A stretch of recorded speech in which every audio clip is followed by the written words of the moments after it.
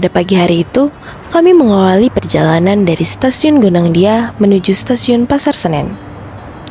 Kami berangkat dari stasiun Pasar Senen pada pukul 9 pagi dan akan diperkirakan tiba di stasiun Purwokerto pada pukul setengah 3 sore.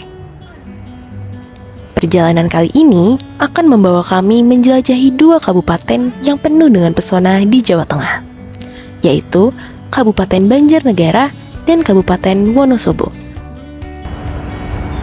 Di sana, kami akan melihat langsung permasalahan yang terjadi di daerah aliran Sungai Serayu atau lebih dikenal dengan Das Serayu. Daerah aliran Sungai Serayu melintasi Kabupaten Wonosobo, Banjarnegara, Purbalingga, Banyumas, dan Cilacap. Wilayah yang indah dan subur ini menjadi penyangga utama pertumbuhan ekonomi masyarakat di 5 kabupaten tersebut.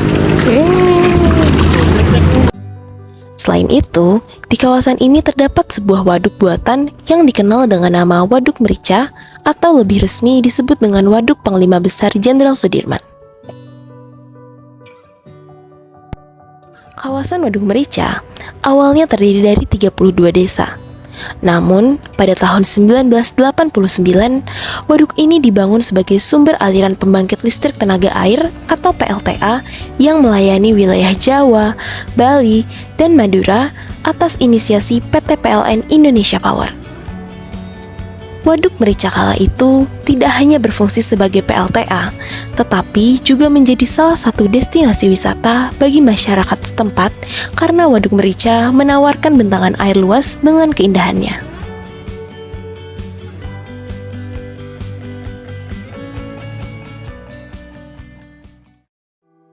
Waduk Merica yang dulunya menjadi salah satu destinasi wisata di Banjarnegara mulai terbengkalai karena masalah sedimentasi yang membawa tanah erosi dari bagian hulu. Oke, sekarang kita lagi ada di Waduk Merica atau dikenal juga dengan Waduk Jenderal Sudirman. Ini sekarang di bawah aku ini ada hasil dari sedimentasinya, lumpur. Dan ini bisa diinjak, yang artinya ini nggak tipis gitu, berarti tebal. Merica tengah menghadapi kondisi kritis karena penumpukan sedimentasi yang kian meninggi. Grafik dari Indonesia Power menunjukkan angka sedimentasi yang meningkat tiap tahunnya. Dan saat ini sedimen itu sudah 88% atau 133 juta kubik ada di dalam situ. Ketika baru pertama kali operasi masih 30%, sekarang sudah 88. Artinya kondisi kondisinya sekarang adalah kritis dan harus diselamatkan. Dengan presentasi sedimentasi setinggi itu, Waduk Merica berpotensi untuk berhenti beroperasi pada tahun 2025 mendatang. Erosi yang terjadi di daerah hulu Sungai Serayu disebabkan oleh penanaman tanaman hortikultura yang berlebihan di kawasan dataran tinggi Dieng. Penggunaan lereng-lereng dengan kemiringan yang tinggi, penggunaan sistem tanam tegak lurus garis kontur, dan penggunaan pupuk kimia secara berlebihan. Tanaman hortikultura yang ditanam umumnya berupa sayur-sayuran dan umbi-umbian yang tidak dapat menahan tanah dari erosi. Selain itu, rotasi pergantian tanaman yang cukup intensif juga menyebabkan tanah menjadi lebih cepat terkikis karena kurangnya waktu bagi akar untuk tumbuh dan menguatkan tanah. Anda akan lihat bagaimana bukit-bukit sampai puncaknya itu udah jadi tanaman kentang dan sayur mayur. Itu yang kalau hujan melontor ke sini semua. Kondisi ini diperparah dengan penyusutan area hutan yang mampu menahan tanah dari erosi. Jadi kalau kepercayaan orang sini Akan tetapi, daerah hulu Sungai Serayu di dataran tinggi Dieng yang melintasi Kabupaten Wonosobo dan Kabupaten Banjarnegara justru digunakan oleh masyarakat untuk menanam tanaman pertanian hortikultura berupa sayur-sayuran. Salah satunya adalah kentang. Daerah dataran tinggi Dieng merupakan wilayah yang terkenal sebagai sentra penghasil kentang di Jawa Tengah.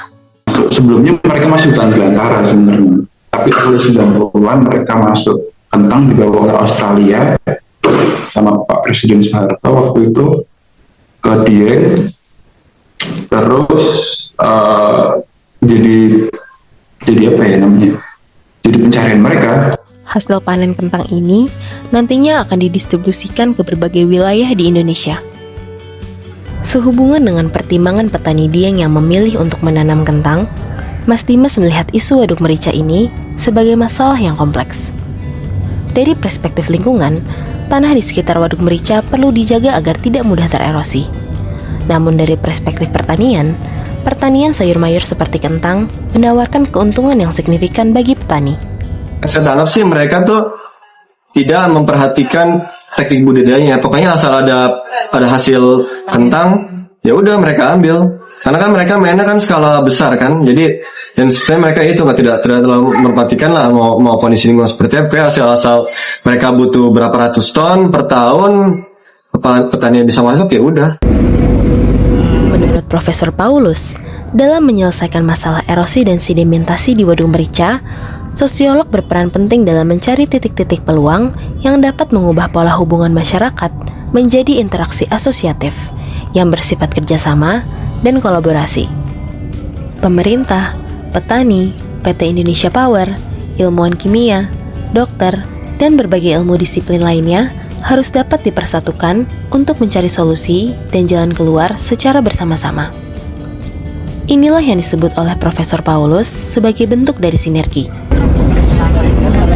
PT Indonesia Power telah melakukan berbagai upaya untuk menyelamatkan waduk merica melalui kegiatan flushing dan pengerukan tanah sedimentasi. 3.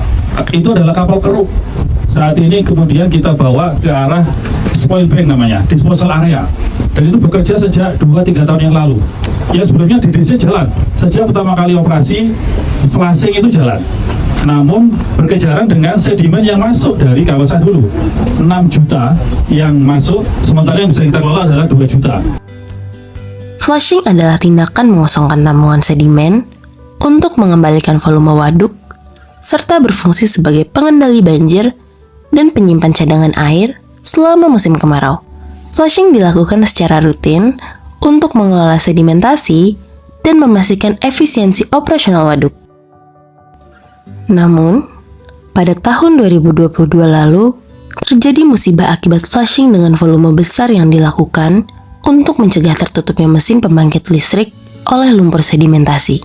Akibatnya, air di aliran Sungai Serayu meluap dan menjadi keruh, yang berdampak pada berkurangnya pasokan air bersih dan terganggunya ekosistem sungai. Dibuang ke situ, apa yang terjadi di bawah?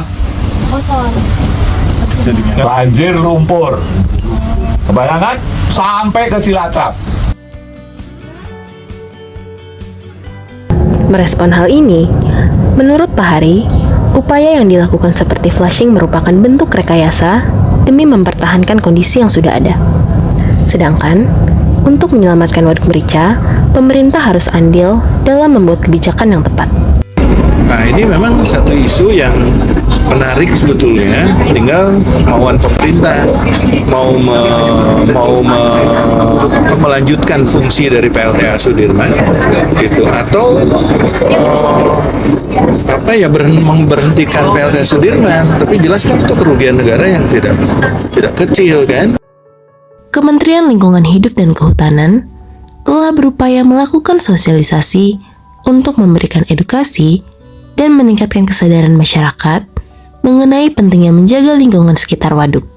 Selain itu, beberapa waktu lalu, pemerintah juga telah berkontribusi dengan menanam pohon di sekitar aliran Sungai Serayu untuk mengurangi erosi dan menjaga kualitas air. Para social entrepreneur juga turut serta menciptakan inovasi dengan mengalihkan profesi tanaman pertanian hortikultura melalui peternakan kambing perah. Imam Prasojo menggagas peternakan kambing tidak hanya dilakukan untuk mengoptimalkan variasi perekonomian masyarakat, tetapi juga menginovasikan penanaman tanaman kaliandra. Tanaman ini bermanfaat sebagai pakan ternak dan penahan erosi. Selain itu, beberapa aktivis juga berusaha mengembangkan komoditas pertanian hortikultura yang mampu menahan erosi, seperti pohon alpukat lokal, kopi, dan jeruk keprok. Berbagai upaya sudah dilakukan untuk menyelamatkan waduk merica. Namun pada kenyataannya, waduk merica masih berada dalam kondisi yang sangat kritis dan dapat membahayakan masyarakat yang tinggal di sekitar aliran Sungai Serayu. Setelah memahami kondisi dan upaya yang telah dilakukan, kami mengajukan beberapa upaya penyelamatan yang mengkolaborasikan seluruh pihak yang terkait. Pertama, tanah sedimentasi di Waduk Merica dapat dikurangi volumenya dan dimanfaatkan dalam beberapa cara. Yaitu, diambil lalu dipindahkan untuk merehabilitasi tanah pertanian yang telah rusak. Tanah sedimentasi juga dapat dimanfaatkan untuk membuka lahan pertanian baru karena tanah sedimentasi cenderung subur. Karena sifat tanah yang cenderung subur, tanah ini juga dapat dijual belikan kepada wilayah yang membutuhkan, baik di dalam negeri atau luar negeri. Selain itu, tanah sedimentasi juga dapat diolah lebih lanjut menjadi bahan bangunan dan pemanfaatan tanah untuk soil block. Soil block adalah teknik persemaian tunggal tanpa wadah dan tanpa tanah. Soil block ini dikembangkan oleh Pak Eko karena keprihatinannya melihat sampah plastik polybag yang menumpuk dan mengotori lingkungan. Soil block ini merupakan campuran dari kokopit, fosfat alam, kapur dolomit, dan media penutup seperti tanah sedimentasi. Soil block dapat dikembangkan dan diadaptasi oleh petani sebagai disfungsi penggunaan polybag yang lebih mahal dan mencemari lingkungan. Kedua, melakukan rotasi tanaman selain penanaman kentang untuk menjaga kesuburan tanah serta memutus siklus hidup patogen penyebab penyakit karena tanaman tidak berotasi atau berganti. Sebenarnya kentang itu nggak sejahat itu. Kalau ditanam 1 tahun 2 kali atau 1 tahun sekali. Tapi kentang bakal jadi jahat kalau misalkan setahun ditanam 4 kali. Terus, karena tanahnya jenuh kan. Dan yang terakhir, melakukan penanaman pohon di sepanjang aliran Sungai Serayu untuk mengurangi erosi tanah yang dapat terbawa ke Waduk Merica. Akar pohon yang ditanam nantinya akan membantu mengikat tanah sehingga mengurangi sedimentasi masuk ke Waduk Merica. Setelah mempelajari inovasi dan kewirausahaan sosial, kami menyarankan adanya social enterprise dengan skema seperti food bank yang dilakukan oleh Evan Ehlers bernama Sharing Access, di mana program tersebut membuat jaringan sosial tentang penyaluran makanan guna membantu pertahanan pangan masyarakat kelas bawah secara sukarela dengan bantuan mitra penyedia makanan yang mempunyai kelebihan stok. Hal ini bersifat positif bagi mitra dengan mengurangi makanan busuk. Kami mengadopsi program Ehlers dengan membuat jaringan sosial berbasis tanah gratis ke petani dalam negeri yang membutuhkan tanah subur menggunakan mitra pengumpul tanah. Kami menyasar jaringan ini kepada petani yang membutuhkan regenerasi tanah sesuai dengan fakta yang kami dapatkan bahwa di Dieng, lapisan tanah pertanian telah terkikis sampai lapisan kedua. Selain itu, program ini juga ditujukan guna mengurangi tanah sedimentasi yang terdapat di Waduk Merica. Untuk menjaga sustainability pada saran ini, kami juga menciptakan program lainnya yang dapat dikatakan sebagai bantuan laten, yaitu dengan membuka donasi publik sebesar Rp10.000 yang setara dengan 100 kg tanah yang diselamatkan. Selain itu, dalam program ini, tanah sedimentasi yang ada di Waduk Merica juga dapat dijual pada usaha non-pertanian seperti menjual kepada pabrik bahan bangunan, kebutuhan buka lahan, dan penjualan luar negeri. Perjalanan yang kami lakukan selama 3 hari di Wonosobo dan Banjarnegara memberikan kami pengetahuan mengenai kondisi Waduk Merica yang kritis akibat masalah sedimentasi.